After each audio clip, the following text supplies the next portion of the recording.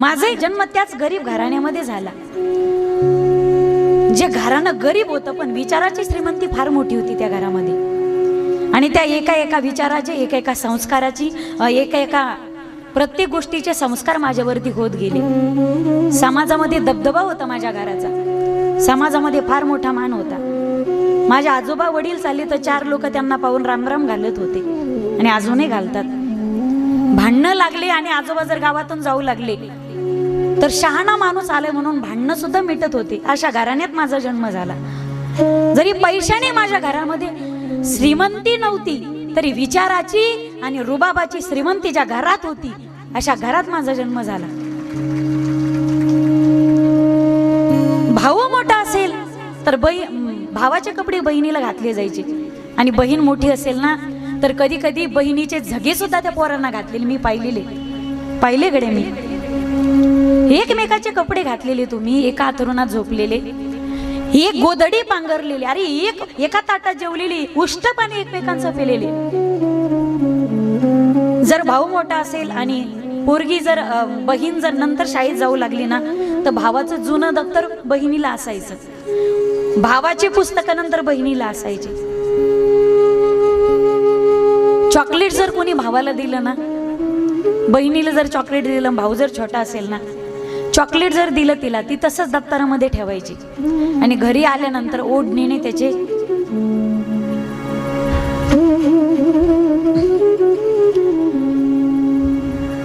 दोन तुकडे करायची, एक तुकडा भावाला द्यायची आणि एक तुकडा स्वतः खायची। भाऊ जर डबा विसरला ना तर बहिणीने तिचा डबा भावाला द्यावा। अरे सायकल पंक्चर झाली तर एका सायकलवर बसून दोघांचे दप्तर ठेवून दोघांनी घरी यावं। भावाला जर मारलं ना कोणी पहिलीत असलेल्या भावाला तर तो म्हणायचा, आज मला मारलं तुम्ही, थांब माझ्या ताईला सांगतो आणि मग बघतो तुमची कशी ती हाजरी घेते। माझ्या ताईला बोलवणारे मी, सगळ्या वर्गात चर्चा, तिची दीदी येणारी, तिची ताई येणारी, 5वीला असलेली ताई, पहिलीत असलेल्या भावाला जर कोणी मारलं ना जाते त्याच्याशी भांडते, का माझ्या दादाला मारलंस। जर बहिणीला रस्त्यात चालताना एखादा पोरगा जर काही म्हणला ना, अरे छोटासा भाऊ असू द्या, त्या मोठ्या पोरासमोर जातो, का माझ्या दीदीकडे बघतोस, का माझ्या बहिणीला बोलतोस। भाऊ किती लहान सगळं असू द्या ग माझ्या ताईंनो, पण भाऊ त्या बहिणीचा असलेला पांघरून असतो, तिच्या जगण्याचा समाजातला ताठकाना असतो आणि त्या बहिणीच्या छातीवर असलेली, मी पाठीवर मानणार नाही गडे, भाऊ जर असेल ना तर समाजात जगताना वावरताना त्या बहिणीच्या छातीची डाल म्हणजे तो तिचा पाठी राखण करणारा भाऊ असतो। एवढं प्रेम असतं एकमेकावरती, अर्धा अर्धा एक एक घास तुम्ही वाटून खातात, अर्ध्यातला अर्धा घास। ज्यावेळी त्या ताईचं लग्न होतं ना, सगळ्या त्या लग्नामध्ये सगळ्यात जर जास्त रडत असेल तर तो त्या पोरीचा भाऊ असतो तिचा। आणि सगळ्यात जास्त वेळ जर गळ्यात पडून रडत असेल तर ती भावाच्याच गळ्यात पडून रडते। मग सगळ्या आठवणी जागे होतात लहानपणीच्या। एवढे भांडणं होतात, दोघांचे शब्दाने बनत नाही, पण तरी सुद्धा प्रेम इतकं असताना तुझं माझं जमीना तुझ्या वाचून करमेना, एवढं प्रेम असतं। काय कदाचित मोठे झाल्यानंतर याचंही लग्न होतं आणि त्याचंही लग्न होतं, काय कुठे त्या प्रेमाला नजर लागते कोणाची। तिच्या जीवनात भाऊसाहेब आला की ती त्या भावालाच विसरून जाते आणि याच्या जीवनामध्ये बाई आली की तो ताईलाच विसरून जातो। माझी विनंती माझ्या सगळ्या पितृवर्गाला, माझ्या सगळ्या बांधवांना, एकदा तुम्ही लग्न करून दिलं तुमच्या बहिणीचं, घातली तुम्ही 10-5 वर्ष तिची दोंडी केली, 10-5 वर्ष तुम्ही तिची दिवाळी आणि रक्षाबंधन, तुमची पोरगी मोठी झाली घरामध्ये आणि तुम्ही तुमच्या बहिणीला विसरून जाता। अरे 15-15 एकर जमीन बापानं तुमच्यासाठी कमावली, लग्न झालं तिचं, फार फार तर 10 लाख खर्च झाला, यावर काय दिलं रे तुम्ही, याच्यापेक्षा काय दिलं तिला लग्नामध्ये। केली असतील 2-4 धोंडे, केली असेल एखाद्या तोळ्याची अंगठी, घेतली असेल 1000-2000ची साडी, तुमची पोरगी मोठी झाली तर तुम्ही तुमच्या बहिणीला विसरून जातात। असं काय धन घेऊन जाते ते तुमच्या बापाचं घरचं। वडिलांनी एकदा लग्नात खर्च केला आयुष्यभर कमवलेली पुंजी बाप आपल्या पोरासाठी ठेवतो. पोरीला लग्नात देतो ना तेवढंच, त्याच्यानंतर काही देत नाही तो. मग फक्त दिवाळीला आणि रक्षाबंधनला एकदाच. काही काहीची तर वर्षातून तेही होत नाही. काही काही बहिणी भावाच्या भेटीसाठी येतात. निदान रक्षाबंधनला आल्या तर त्यांना एसटीचं भाडं देता येईल एवढे तरी पैसे ताटात टाकत जा. आता राख्या सुद्धा महाग झाल्या, सगळ्या गोष्टी महाग झाल्या. तुमची पोरगी मोठी झाली म्हणून तुम्ही तुमच्या बहिणीला कधी विसरू नका. आणि विनंती असेल माझी सगळ्या भगिनींना, आपले आई वडील गेले ना, नाही विचारत तो, हरकत नाही. पण आई वडिलाच्या नंतर केवळ एक माय बापाचं अस्तित्व म्हणून भाऊ माहेरामध्ये तुमच्या जिवंत आहे ना. आपल्याला आपल्या घरी कशाचीच कमतरता नाही. महिन्याला साडी आणतो आपण, म्हणेल त्या गोष्टीची पुरवणी आपला पती आपल्यासाठी करतो. आपापल्या आईपतीप्रमाणे प्रत्येकाच्या घरी मोजके व कवयना दागिने. अशी काय आशा लागते तुम्हाला? असा कुठे तुमचा स्वार्थ उत्पन्न होतो की तुम्ही अर्ध्या हिश्श्यासाठी तुमच्या रक्ताचा भाऊ तोडता, केवळ 10-5 लाखासाठी? नशिबात असेल तर तुम्ही कुठेही कमावू शकतात, आपल्या नशिबाची गोष्ट आहे. नशिबात असेल तर कोणी तुम्हाला रोखू शकत नाही. किंवा 10-5 लाखासाठी आपल्या रक्ताचा भाऊ कधी तोडू नका ग माझ्या ताईंनो. एवढी भीक देवी भागवत कथेच्या निमित्ताने माझ्या पदरात तरी घाला. निदा नसतो ना, असतो ना, त्याला किंमत कळत नाही माईबाप.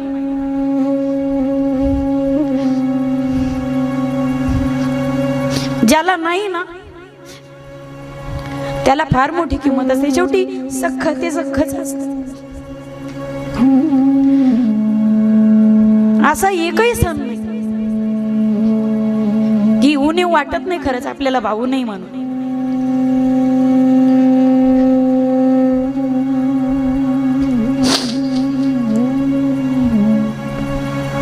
तेवढी ज्ञानोबारायची कृपा तरी लाखो लोक जोडलीत आम्ही. पण शेवटी आपला तो आपलाच असतो. ज्याला नाही ना ते तरसतात. म्हणून आहे ना किंमत करत चला गाड्या रक्ताच्या नात्याची. पैशाने सगळं खरेदी करू शकता तुम्ही, पण शेवटी रक्त ते रक्तच असतं. ज्यावेळी तुमच्यावरती भीषण प्रसंग येतो ना त्यावेळी परके नाही धावून येत माईबाप, रक्ताला रक्तच धावून येतं. आणि रक्ताला रक्ताचीच किंमत असते. म्हणून विनंती असेल रे माझ्या दानो, कथा कीर्तन कमी ऐका, पण माणसात माणसं राहिली पाहिजेत आणि कुटुंब शाबूत राहिली पाहिजेत आणि माणसं टिकून राहिली पाहिजे. ही माझी देवी भागवत कथा काय सांगते माईबाप, कोणती कथा असो. तुम्ही जर हिला ऐकण्यासाठी मंडपात येत असाल ना, मला तुम्हाला मंडपात ठेवायचंच नाही ना, मला तुम्हाला घरापर्यंत घेऊन जायचंय. रक्ताची नाती फार महत्वाची आहेत माईबाप. आज असं झालंय आम्हाला आमची गरज नाही, आम्हाला लाख आहेत, आम्हाला लाख आहेत, आम्हाला लाख आहेत. 1000 मित्र असतील तुमचे व्हॉट्सअप आणि फेसबुकला, आहेत तुमची, कमतरता नाही कोणाची. आम्ही फोन केला ना शब्दावर लाखो लोक पळत येतील. पण प्रेम असणं गरजेचं आहे रे, प्रेम असणं गरजेचं आहे. कोणी म्हणत असतो आम्ही तुमचे, आम्ही तुमचे, तुम्ही आमचे फार मोठे व्यक्तिमत्व आहात, आमचं तुमच्यावर फार प्रेम आहे. ही हल्ली बोलायची पद्धतच झाली आता. आणि ऐकून ऐकून विटही यायला लागला या गोष्टीचा. 1000 मित्र असतील तुम्हाला व्हॉट्सअप आणि फेसबुकला, भले भावाचं आणि तुमचं बनत नसेल, तुम्ही एकमेकाच्या विरुद्ध दिशेला घराचे तोंड काढलेली असतील. अरे तुम्ही शेतामध्ये सुद्धा बांध कंपाऊंड करून घेतलेलं असेल, बस तोंड पाहत नसाल एकमेकाचं. तुम्ही ईद बऱ्या मांदासाठी एकमेकाच्या घशामध्ये कुराडी घालत असाल, तुम्ही काठ्या घेऊन एकमेकावरती भांडण करत असाल. पण माझ्या दादांनो, ज्यावेळी तुमचा ऍक्सिडेंट होतो ना त्यावेळी तुमचे 1000 व्हॉट्सअपचे आणि फेसबुकचे मित्र तुम्हाला कधीच जाऊन येत नाहीत वाचवण्यासाठी. अरे भावाचं तुम्ही तोंड पाहत नसाल, पण सख्या भावाचा ऍक्सिडेंट झाला ही गोष्ट कळाली ना, भले तुम्ही एकमेकाला बोलत नसाल, त्याची बायको त्याला अडवते, पण नाही, बोलणाऱ्या आणि रडणाऱ्या बायकोकडे पाहतच नाही तो. माझा भाऊ संकटात आणि रक्ताच्या थारोळ्यात, त्याला माझी गरज आहे, गरज आहे मला. चुलीत गेलं ते भांडण, त्या जमिनीतला वाद पेटून दिला मी, पण तो भाऊ पळत पळत येतच नाही, स्वतःच्या बायकोचे दागिने खिशात घेऊन येतो. अरे गाण टाकतो सोनाराच्या त्या दुकानामध्ये. दवाखान्यात डिपॉझिट भरतो आणि स्वतःच्या ॲक्सिडेंट झालेल्या भावाला दवाखान्यात ॲडमिट करतो. हा फक्त माय बापानंतर आपल्या रक्ताचा भाऊ आहे माझ्या दादांनो. माय बापानंतर फक्त रक्ताचा भाऊ आहे. संकट पडलं तर तुमचा भाऊ तुमच्या सोबत येईल मायबाप. म्हणून आपल्या रक्ताचे नाते तोडू नका रे माझ्या दादांनो. नाते जोडून ठेवण्याचा प्रयत्न करा. बायकोचं ऐका, पण तिथपर्यंत ती मर्यादेने वागत असेल. ज्या दिवशी बायको तिची मर्यादा विसरत असेल ना, तिला विरोध करायला शिका विरोध करायला.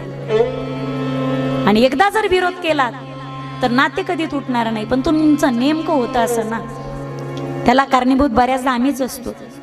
आम्ही त्याला एवढं बंदिस्त करून टाकतो प्रत्येक गोष्टीमध्ये, एवढ्या घरच्या वादाने तो गुरफटून जातो की त्याला वेगळं काही करण्यासाठी आम्ही वेळच देत नाही. त्या घरच्या कटकटीनं त्याचं डोकं आऊट होतं. तुम्ही त्याला थोडा सोडा धर्मासाठी, थोडा सोडा समाजासाठी माईबाप. त्याची द्विधा मनस्थिती होते, आडके त्यात सुपारी, मग कोणताच निर्णय नीट घेता येत नाही. हा देव नावाचा वसू. बायकोने सांगितलं नंदिनी गाईचं दूध माझ्या मैत्रिणीला भेटलं पाहिजे, यासाठी गाय मागून आणा अथवा चोरी करून आणा. मला सांगायचं नाही, चोरी करा. आणि हा देव नावाचा वसू, देव नावाचं वसू आपल्या 7 भावांना घेऊन वसिष्ठाच्या आश्रमामध्ये चोरी करण्यासाठी निघाला. त्यांनी नंदिनीचं अपहरण केलं. वसिष्ठांनी पाहिलं गोमाता दिसत नाही आश्रमामध्ये. सगळीकडे शोधाशोध चालू झाली. शेवटी डोळे झाकले ना, अंतर इंद्रियाने पाहिलं ते अष्टवसू नंदिनी गाईला ओढून नेताना दिसले. राग आला वसिष्ठांना. म्हणे आत्ताच्या आत्ता थांबा, जिथं असाल तिथं लाज वाटत नाही तुम्हाला? देव असून चोऱ्या करतात? अरे नंदिनी गाईचं अपहरण करतात. शाप देऊन टाकला. उच्च निवासू नीच करतोती, देख न सकई पराई विभूती. अरे तुमचं राहणं वरे, फक्त तुमचं सगळं कृत्य नीच प्रवृत्तीच आहे. देव असून चोऱ्या करताना लाज वाटत नाही तुम्हाला? शाप देऊन टाकला. तुम्हाला मनुष्य योनीला जावं लागेल आणि मनुष्य जन्म भोगावा लागेल. या अष्टवसूंमध्ये जे 7 वसू होते ते शरण गेले वशिष्ठजींना. क्षमा करा हे वशिष्ठजी. म्हणे आम्ही चोऱ्या करण्यासाठी आलो नाही, आम्ही काहीच केलं नाही, आम्ही फक्त सोबत आलो होतो. चोरी केली आमच्या मोठ्या भावाने केली, देव नावाच्या वसूने. आम्ही फक्त त्याच्या सोबत आलो. आम्हाला क्षमा करा, आम्हाला शाप दिला, पण आता उशाप द्या. वशिष्ठजींनी उशाप दिला. तुम्ही जरी मनुष्य जन्माला जाताल, पण जन्मला बरोबर तुमचा उद्धार होईल, तात्काळ उद्धार होईल तुमचा. पण हा देव नावाचा जो वसू होता, वसिष्ठजींचा क्रोध अनावर झाला आणि नंदिनी मातेचं अपहरण करतोस, लाज वाटत नाही तुला? अरे मोठा धाटा आहेस ना, निदान मोठ्याला ताकल पाहिजे ना. मोठा धाटा असून अष्टवसूंमध्ये चोऱ्या करतोस. देव नावाच्या वसूला त्या ठिकाणी शाप दिला, तुला मनुष्य जन्माला जावं लागेल. आणि ज्या पत्नीच्या आज्ञेने तू नंदिनीचं अपहरण करायचा प्रयत्न केलास, नंदिनी गाई चोरायचा प्रयत्न केलास, आयुष्यभर तुला तिच्या विरहात जगावं लागेल. तुला ब्रह्मचार्याचं जीवन जगावं लागेल. तुझा जन्मल्याबरोबर उद्धार होणार नाही. मनुष्य जन्माने तुला मृत्यू लोकात प्रगट व्हावं लागेल. आणि ज्या पत्नीच्या इच्छेने तू चोरी केलीस, आयुष्यभर त्या पत्नीचा आणि तुझा वियोग होईल.